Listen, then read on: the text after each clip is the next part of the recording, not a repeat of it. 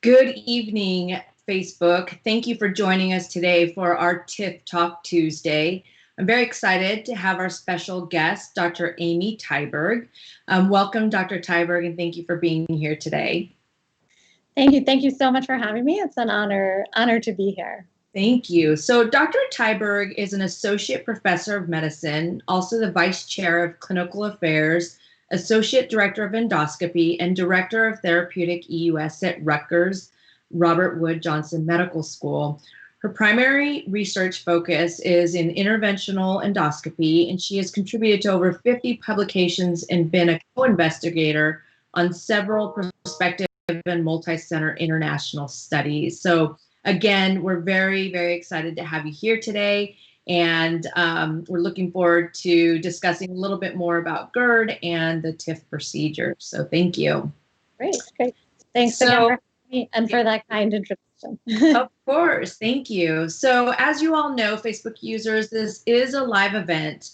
And at any time, if you're interested in asking Dr. Tyberg a question, just feel free to comment in the little chat box, and we will do our best to answer all of your questions as best we can throughout the whole event. So thank you again, and we're gonna go ahead and start. So Dr. Tyberg, we're gonna talk about Gerd today. Can you kind of give us a little more information of what is Gerd? What are the types of symptoms a potential patient could be feeling or suffering from if they do have Gerd?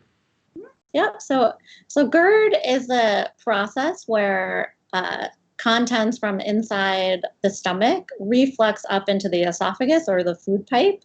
And this process can be physiologic at times, but it can also cause a bunch of troublesome symptoms, as well as mucosal injury to the cells lining the esophagus, and that's when we call it Gerd. And the reason that happens is because the stomach contents are full of acid. They're very acidic, and that's important in terms of the stomach's role in digestion. And the stomach cells that line the stomach are built in order to be ready to deal with this type of acidic environment. But the cells that line the esophagus are not designed to deal with that kind of acid, and that's why it causes symptoms when this material refluxes up there, and sometimes even damage to those types of cells. And usually this manifests, the classic Gerd symptom that we all think about is heartburn, where you feel that pain sort of in the middle of your chest, classically after eating. But it can be there's a whole different slew of symptoms that can also be consistent with Gerd. And what I like to tell my patients is nobody reads the textbook, and Gerd can manifest very differently in different individuals. So some of the other ways that patients can experience Gerd is by coughing or by regurgitation, or sometimes I'll hear descriptions of having a sour taste in your mouth or constant clearing of the throat. And there's a variety of other symptoms as well. So, sometimes it's classic, sometimes it's not, but it's all the same physiologic process. Yeah. Right. Thank you. That was a really great explanation. So we're doing a little bit of fun fact or fiction. So I'm just going to ask you a couple of questions and ask you fact or fiction. And we'll do that throughout our whole talk. So smoking and inhaling secondhand smoke can cause heartburn. Fact or fiction? Fiction. So that's a fact. Relaxes what's called the lower esophageal sphincter, and that's a muscle that normally is contracted at the bottom of the esophagus, where the esophagus connects to the stomach, that prevents things from refluxing up. And this muscle relaxes when you're swallowing and when food is going down, but smoking or even just inhaling secondhand smoke can actually make this muscle relax even when you're not swallowing, and that allows for a more easy access of stomach contents to reflux up into the esophagus. So one more thing that smoking can do. I like to say pick any organ, and I can tell you something bad that is associated with cigarette smoke, and this is the way that it affects the esophagus and the stomach. Okay, thank you. Here's one other one. GERD can be a cause of sleep apnea. That's also a fact. Sometimes what happens is that GERD can, when you have refluxing of stomach acid during the time that you're sleeping, it can actually disrupt your sleep and cause you to sort of startle awake, and that's what we call sleep apnea. So that is true. Yeah, and we hear a lot of complaints about GERD or acid reflux is the sleeping, not being able to sleep, having that pain and having to prop themselves up. A lot of patients complain about that. So, Dr. Tyberg, what do you generally talk to patients about for managing their GERD symptoms? Mm-hmm. Are there lifestyle modifications or activities or food that they should steer away from if they have GERD? Yeah, so it's actually a perfect segue to talk about GERD while sleeping, because there's lots of different dietary and lifestyle changes that are really the first step in any patient that's suffering from GERD. And one of the things that we talk about is, how using gravity to your advantage. So, lying flat while you're sleeping certainly makes it easier for gastric contents to reflux up onto the esophagus. So some of the lifestyle changes we recommend would be, sleep on a couple of pillows, elevate yourself a little bit just to make that angulation a little bit sharper and make it a little bit harder for stomach acid to reflux up. Similarly, I tell patients, if it's possible, try to sleep on your left side instead of on your back, on your right side, because that also works with gravity to make the stomach sort of lower down and make it harder for gastric contents to reflux up into the esophagus. Right. And then there's other things like,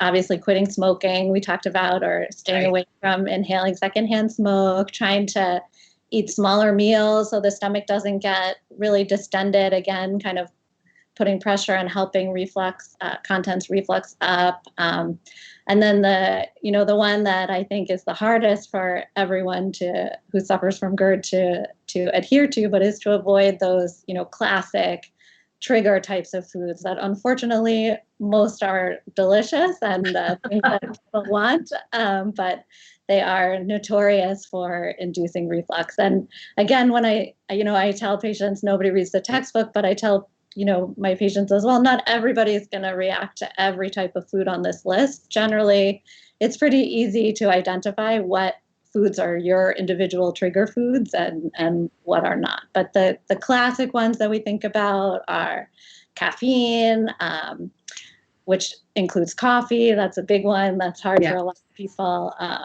Tomatoes are another big one. Peppers, carbonated beverages, citrusy fruits and vegetables, spicy foods. It's all a big the good ones. All the good ones. Alcohol, wine. Exactly. So many to name, unfortunately, right? So what I usually say is I say, cut everything out at first, and then, you can add things back one at a time and try to see if all of them cause your symptoms or if it's just maybe some of them and not all of them. So, that's sort of how I approach it for each patient. Fantastic. Thank you. So let's talk a little bit about what options are available for treating GERD today. Yeah. So, I think the first place to start is with the diet and lifestyle changes. And, for some people, that's enough. Just doing those things is enough to control their symptoms. But for many, it's not. And an additional intervention is needed. And it used to be that really the only option was from the very non-invasive to the more invasive. And the non-invasive side would be the medications, which all of us are familiar with the PPI class of medications. And that's generally the first place to start in terms of medical therapy. And then it used to be that if symptoms progressed through that or didn't fully respond, that the only other option available was a more invasive option like a surgical procedure.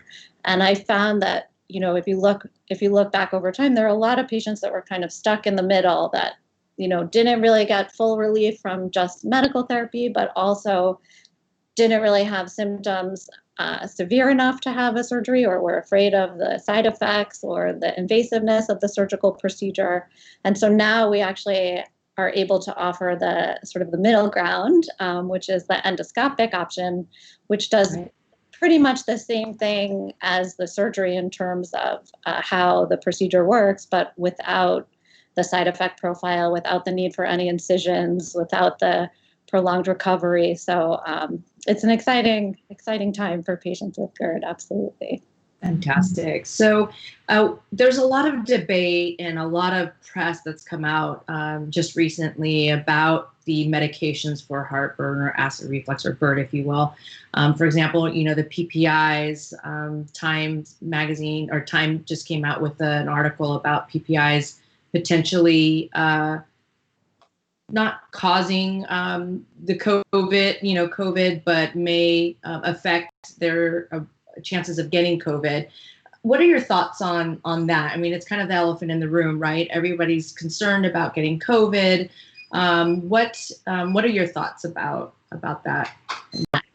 I think that this is a question that I get asked pretty much every time that I have my office sessions, at least once a session. And it's because what I say is it's now sort of the trendy thing in medicine to come out with another publication related to these PPI class of medications. And what I'll say is, that a lot of the studies that have been published are what we call association studies, meaning that this many people are on PPI medications and this many people have this condition, therefore they must be related. And that's possible, but it definitely doesn't prove cause and effect.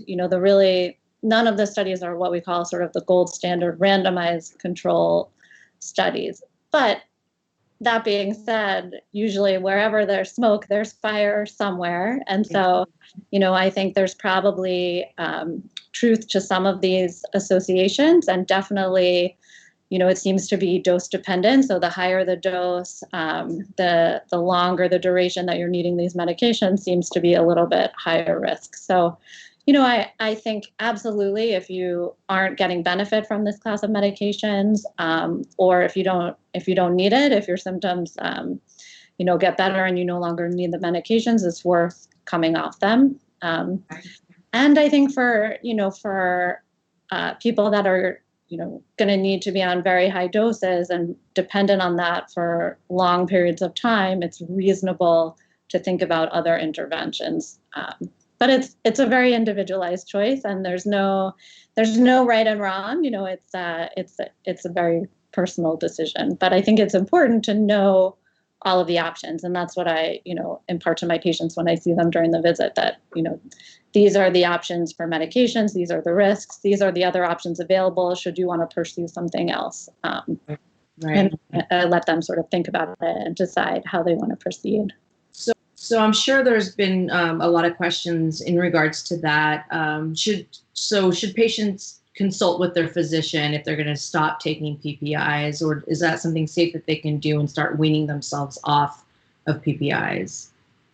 I mean, I think it's a little bit of personal preference, and it definitely depends why the patient is on the PPI. If you're on the medication because of things like esophagitis or Barrett's esophagus, then you definitely need to speak with your healthcare provider before weaning yourself off it, or a history of ulcers, things like that. If it's purely for symptoms, then I think it's probably okay to try weaning off it on your own, but with some information, because you can get a little bit of what we call rebound reflux, or to stop it after being on it for long periods of time. So a reasonable taper is important in those situations. Right. So you mentioned a good point.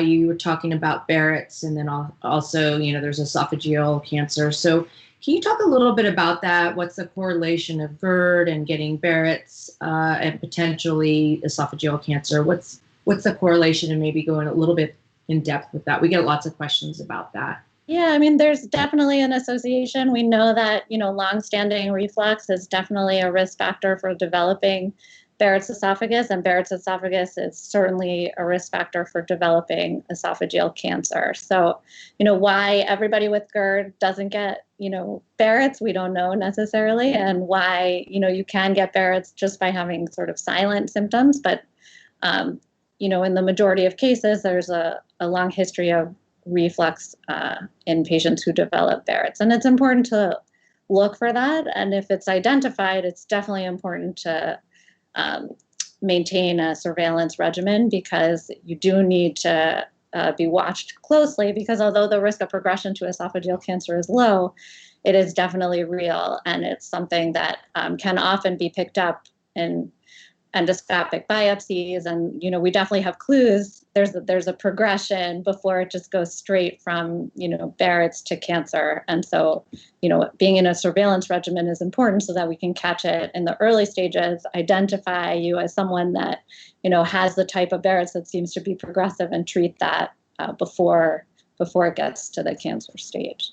Right. So you talked a little bit about surveillance, and maybe you can talk a little bit more about the diagnostic testing process and things to determine whether or not a patient truly has Gerd, and or if they are candidates for these other options for treatment for Gerd. Yep. So, my approach is generally, I will start with an endoscopy, although, all of us know that many times, even if you have horrible symptoms of reflux, your endoscopy may be normal. But it's important to look to see if there are mucosal damages like esophagitis. It's important to rule out bacteria that can live in the stomach that can worsen reflux disease and reflux symptoms, and treat that if it's there. And to look for Barrett's, and take some biopsies if you see it, to make sure there's not sort of atypical cells that suggest that there's already progression from Barrett's to cancer. For my own practice, there's a lot of variation in terms of what kind of workup gets done before thinking about some of these more procedural approaches to treatments of Gerd, like the endoscopic TIF or the surgical procedure. Everyone's a little bit different in what they do pre-procedure. For me, it depends, it's very individualized. If the patient has classic symptoms that get better with the PPI medication, or if there's evidence of esophagitis in the setting of classic symptoms, then that to me is enough empiric data that, this reflux disease and this patient would benefit from some of the more invasive procedures. If it's a little bit less clear, if the symptoms are atypical or the endoscopy is completely normal, then I might do something called the pH study, which actually endoscopically places a probe at the base of the esophagus, and that transmits information to a little recorder that you carry around with you. And then we take that recorder and upload it. It tells us how much of the time the pH in the esophagus is low, suggesting that there's a lot of acid that's coming up into the esophagus, because the normal esophagus should have not a low pH, but a normal pH. And the other very important thing to look for is anatomical changes that may be predisposing to reflux. So I didn't mention this, but the presence of something called the hiatal hernia, which is when part of the stomach actually slides up into the chest through the diaphragm, can definitely be a predisposed patients to reflux, and can be the reason that the reflux is so severe. And if that's there, then that will definitely change the type of intervention that's feasible based on the size or how much of the stomach is sliding up. Right. Yeah, we get that question all the time. If I have a hiatal, these patients are very savvy, and they do a lot of research and know a lot of information. So the big question is, I've got a hiatal hernia, can I have the TIF procedure? So I'll let you answer that. Yeah, the answer to that is maybe. It just, it totally depends on how big the hiatal hernia is. And for me, when I'm considering a patient to have an endoscopic procedure, checking for the hiatal hernia and really getting an accurate measurement of it is so critical, because if there is a large hiatal hernia, then you can do the TIF procedure, no problem, but it's not going to be effective in the long run. And I think the worst thing is to undergo a procedure and adhere to the post-procedure diet and then have it not be effective. And so whenever, even if patients come to me already having had an endoscopy elsewhere, I'll schedule the TIF procedure if the hiatal hernia is reported to be low, but I won't open the device or begin the procedure until I really do a full endoscopy and a really good measurement myself. And it's important not just to measure what we call forward viewing, meaning as you're inserting the scope down the esophagus into the stomach, you can see where the diaphragm squashes the stomach and where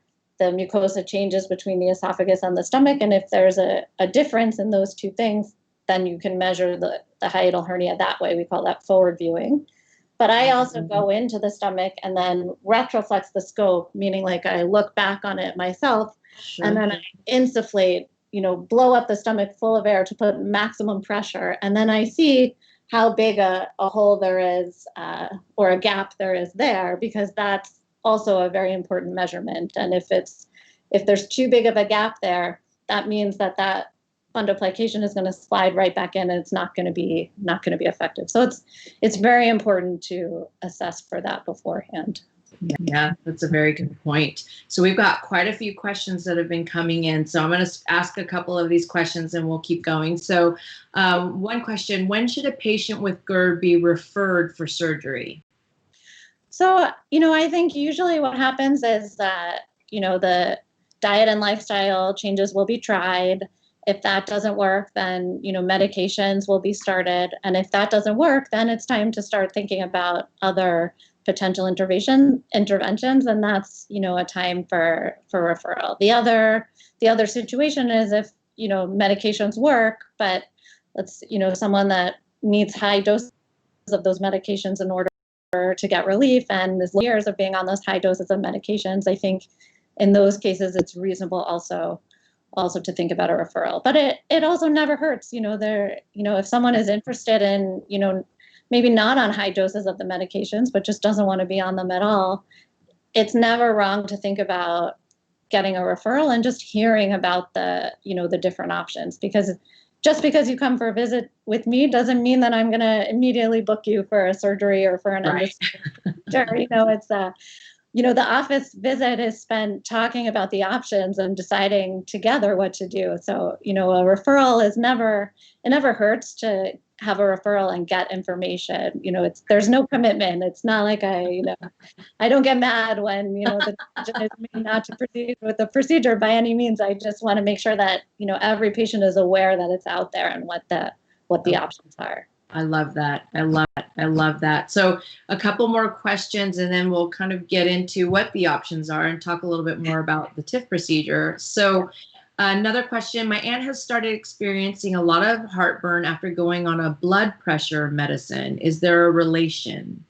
A lot of medications can worsen reflux symptoms, and it's especially suspicious if the symptoms begin right after starting a new medication, then that's pretty suspicious. Sometimes they do get better if you just wait it out, but sometimes even just switching to a different medication in the same class is effective enough to help with those symptoms.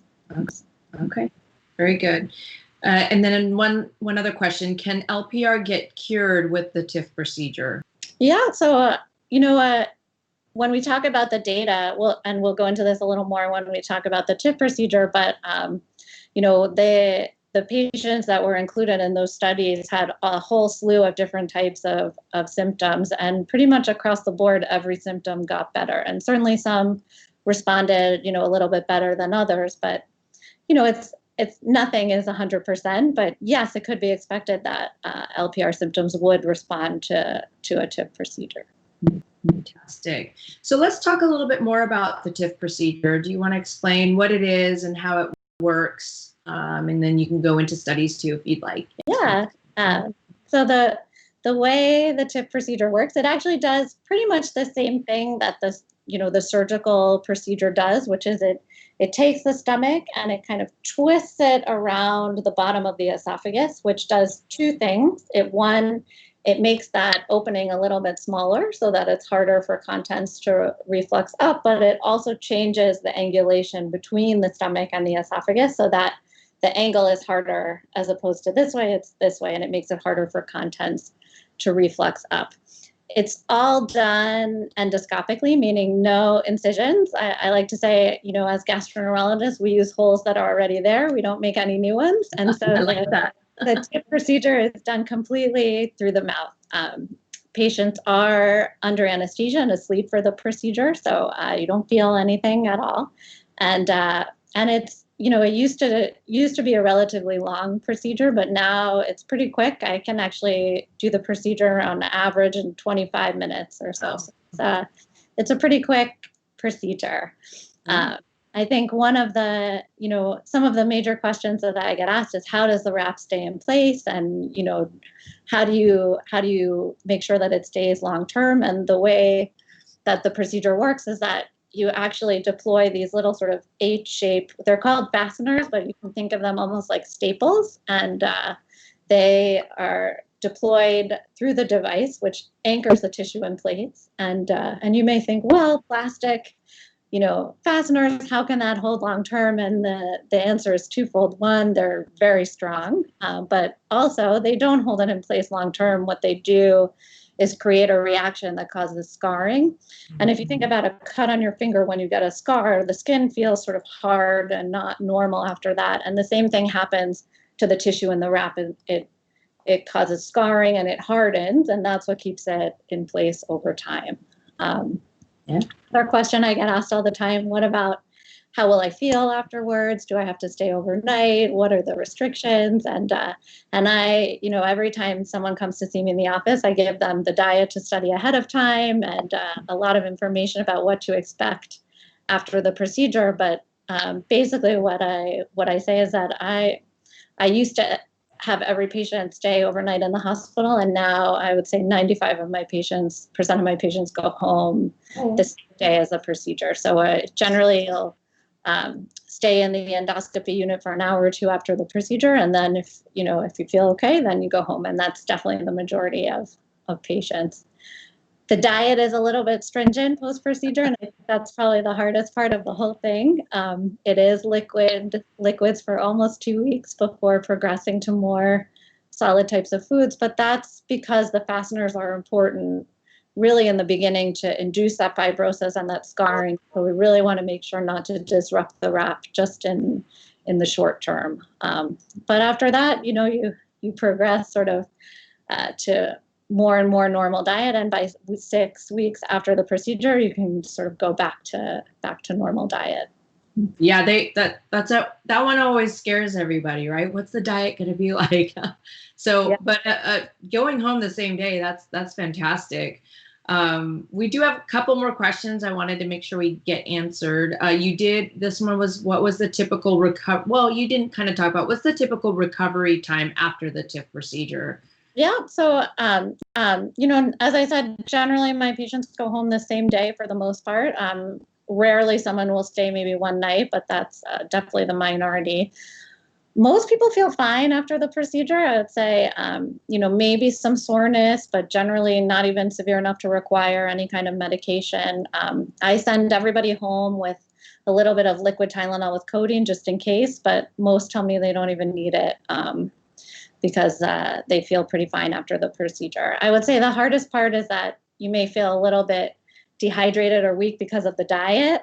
So not so much from the procedure itself, just from adhering to the diet. And I would say most people take, do it, either able to go back to work Monday or take 1 or 2 days off post-procedure, but it's not necessarily required. Yeah. How about going back to work or exercising? What's the time frame when they can go back to doing those type of normal things after the TIF procedure? Yeah, so in terms of work, there's really no restriction. If a patient feels okay going to work, even though they're just on, liquid diet, then I have no problem with that, unless it's a type of work that requires very heavy lifting. That's really, or, really strenuous exercise. That would be something that I would probably avoid for at least 2 to 3 weeks after the procedure. Okay. And what about exercise? That's a big question we always get. I lift weights. Can I lift weights? Can I do yoga? Can I run? What are the types of things that can they do right after they have the TIF procedure? Yeah, it's one I say is the lifting. You don't want to increase your intra-abdominal pressure too much. So lifting is, really not a good thing to do in terms of exercise. At least I would say 2 weeks, ideally closer to 4 if possible. I do have, moms that lift their kid up, and, I think, that's it's not really lifting per se. So I say after a week or so, that's probably fine. But certainly, weightlifting and, jobs and, construction where you may have to be lifting heavy things, probably best to wait at least 2 to 4 weeks after the procedure. Yoga, no problem. I don't think there's much to wait there. There's never a problem with yoga, right? Absolutely. Walking, fine. Really strenuous running, maybe a week or so, but that's fantastic. Really okay. Some more questions. Okay.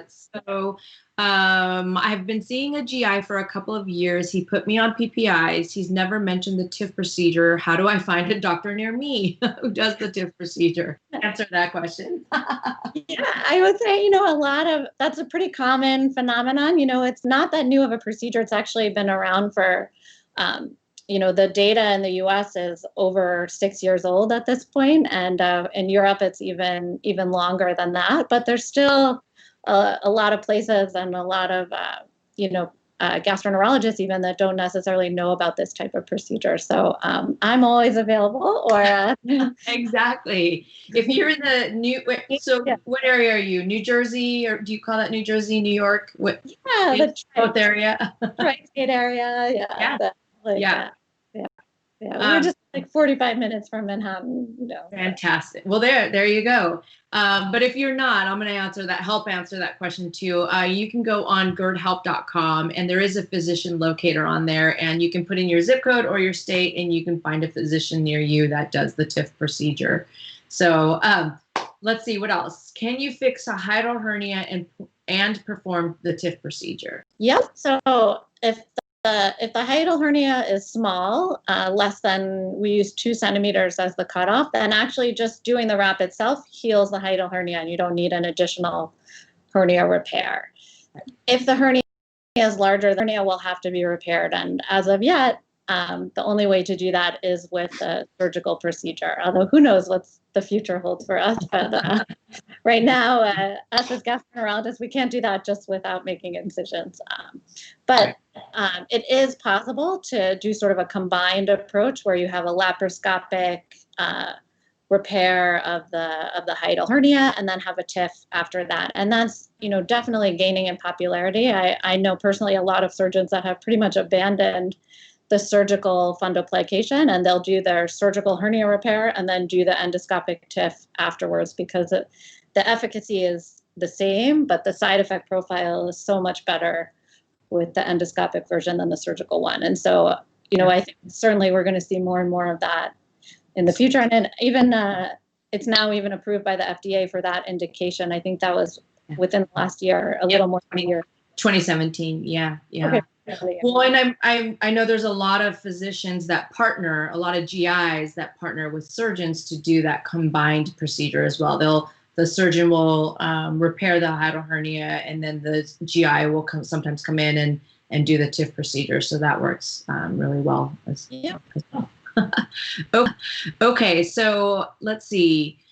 Should I be concerned about taking my PPIs during COVID? Okay, so we did kind of talk a little bit about that, but I'll let you go in deeper if you want. There is, we don't really know. There was that study that came out recently that showed maybe patients that are on PPIs are more susceptible to developing COVID, but I think the definitive answer is still up in the air at this point, but maybe.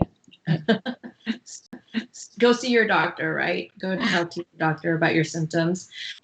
So can we talk a little bit about that? As COVID is on the top of mind of all patients right now. What are the things that you guys are doing at your location or at your practice to help make patients feel comfortable and safe to come into the office to either have their just a initial consult if it's a Gerd consult, or do any diagnostic testing, or even the TIF procedure at this time with COVID? Right. That's another question that I get asked all the time now. You know what?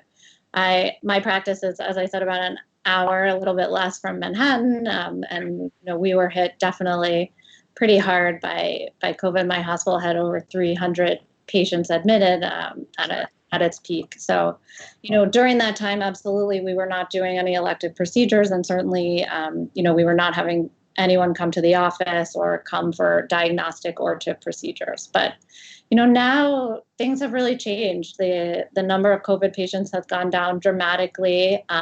We, about a month ago, started doing more and more sort of semi-urgent, even progressing towards elective procedures. And for the last couple of weeks, we've really been doing safely and comfortably really elective procedures. And the way that we're, you know, ensuring that we keep everybody safe is that, one, everybody who enters our hospital, staff, patients, visitors, anybody gets temperature screened at every entrance and is given a mask, so that everybody has to walk around at least in a surgical mask, and in some areas even stronger N95 masks. And then all of our patients that come for procedures are getting tested for COVID within 72 hours of the procedure. And if they're positive and it's elective, we're postponing. And if they're positive and it's urgent, then we use very special precautions where we keep, you know, a lot more PPE and isolation techniques to make sure that we keep the whole unit as safe as possible. So, you know, what I'm telling patients is, you know, this is the window. If anything, this is the safe time to come to the hospital. There's everybody is wearing masks, everybody's being tested, everybody's being screened, and you know, the number of positive cases in our hospital right now is low. You know, maybe and hopefully everybody's, you know, fingers crossed it's going to stay that way and continue to get better. But you know, there's a lot of concern that the numbers are going to go back up in the winter, and so who knows what, you know, if you wait.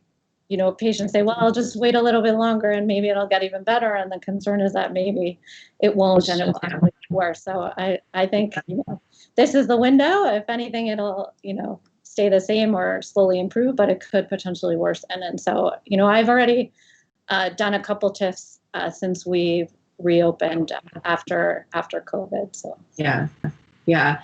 And interestingly enough, well, maybe you can answer this.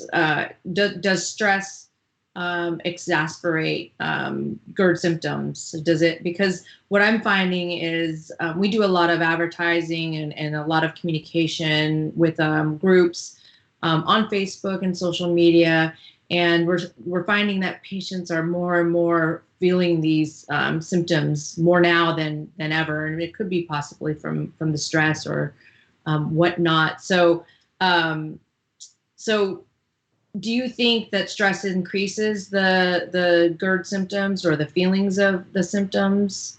Yeah.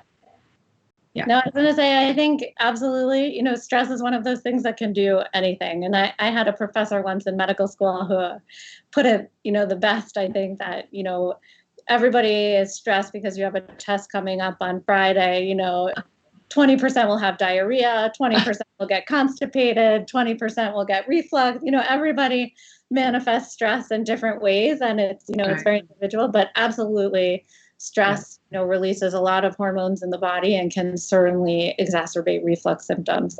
So that's definitely possible. Yeah, we hear these patients just suffering, and they're like, I don't know what to do. So to your point, you don't have to wait, right? They can come and see you. They can call. There's a lot of physicians doing telemedicine as well, to just kind of do that initial GERD consult and see if truly you are suffering from GERD and whether or not you need to come in for, you know, an EGD or any diagnostic testing. We are getting some more questions, so I'm going to try to get here. Okay. So, Dr. Tyberg, I understand the TIF procedure is covered by insurance. Unfortunately, most insurers have not heard of it. Would it be possible to recommend a few health insurers connected to covering this procedure? Oh, gosh. So, that's true. There are some insurances that will cover it and some that we have to fight a little bit more for. Medicare and Medicaid do cover it, I think, in almost every state, definitely in New Jersey. and more insurances are starting to cover it. Oftentimes we can fight it even if it's denied. There's a lot of literature and data that we can send along, and it may not be immediate, but eventually we can get it approved. So, I think there's so many insurances out there. It's very hard to, yeah. Yeah, it differs from state to state. Right, state to state, it's very different. I could tell you in New Jersey what's the most difficult and what's the easiest, but I think it's very variable. But I will say, most of us that do the TIF procedure have processes in place to appeal any denials, and eventually we're almost always able to get it pushed through. Fantastic, wonderful. Let's see. What do your patients who have had the TIF say that they're most happiest about afterwards? Yeah, I would say most of my patients, are happy, one, that they lose weight on the diet. No, just kidding.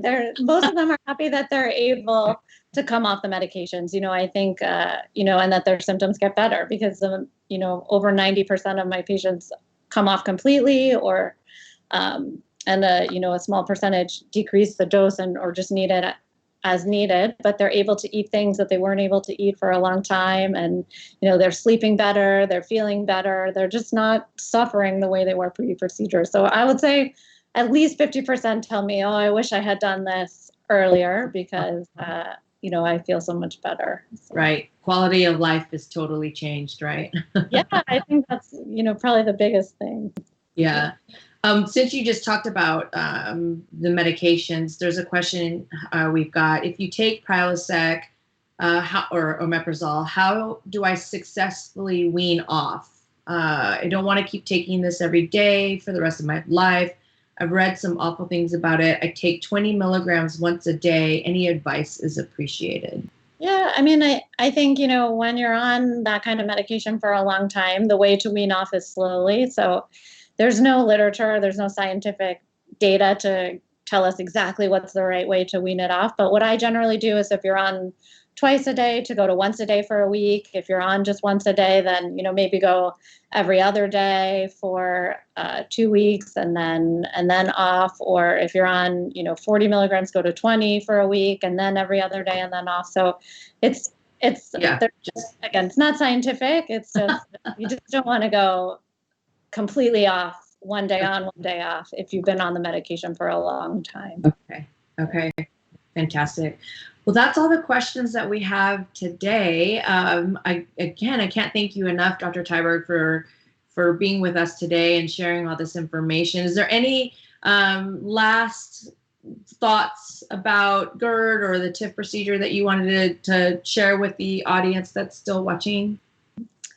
No, I mean, I just want to, relay the message again that, it's not worth suffering with these types of symptoms. If you're not getting the response that you want from the medications, you don't have to undergo a very invasive procedure with a lot of side effects. Like, this is a same-day outpatient procedure with a relatively quick recovery and almost no side effects.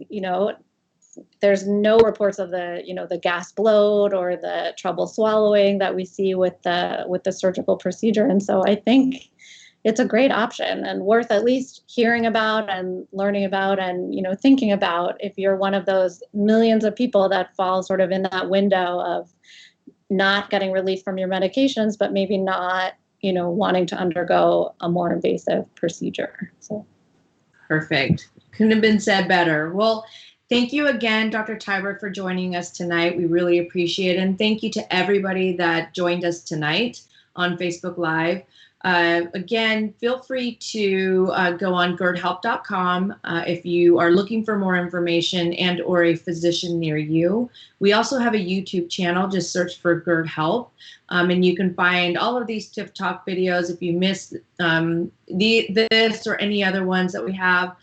But we have a TIF Talk every Tuesday, so feel free to tune in every Tuesday, and you can learn more about Gerd and the TIF procedure. So thank you again for joining us. Everybody stay safe, and we'll catch you next time. Thank you.